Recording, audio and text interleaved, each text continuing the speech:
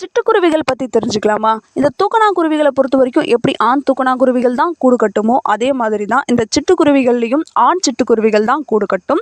இன்றைய காலகட்டத்தில் அழிந்து வரக்கூடிய பறவை இனங்களில் முதலிடம் பிடிச்சிருக்கக்கூடியது தான் இந்த சிட்டுக்குருவி.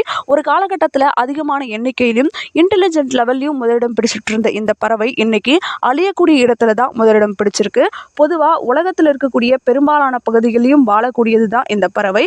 இதில் கிட்டத்தட்ட 25 இனங்கள் வரைக்கும் இருக்குது. இந்தியாவில் மட்டுமே 5 இனங்கள் வரைக்கும் இருக்கு. இதோடைய சராசரி வாழ்நாள் 13 ஆண்டுகள் அப்படின்னு சொல்லப்படுது. ஆனால் இன்றைய சூழ்நிலையில் இது 13 ஆண்டுகள் வாழறதுக்கான சாத்தியம் கொஞ்சம் கூட கிடையாது. இது அழிஞ்சு வரக்கூடிய நிலையில் இருக்கிறதுனால தான் மார்ச் 20 சிட்டுக்குருவிகள் தினமாக கொண்டாடப்பட்டு வருது. ஆனால் சிட்டுக்குருவிகள் தினத்தை கொண்டாடிட்டா மட்டும் இதை அழியாமல் காப்பாற்ற முடியும் அப்படின்னு எனக்கு தோணலை. இதை அழியாமல் காப்பாற்றுறதுக்கு என்ன பண்ணலாம் அப்படின்னு நெக்ஸ்ட் வீடியோவில் சொல்கிறேன். இந்த சிட்டுக்குருவிகள் அழியாமல் காப்பாற்றுறதுக்கு என்ன பண்ணலாம் அப்படிங்கிறத உங்களுக்கு என்ன தெரியுமோ அதை கமெண்ட்டில் சொல்லுங்கள்.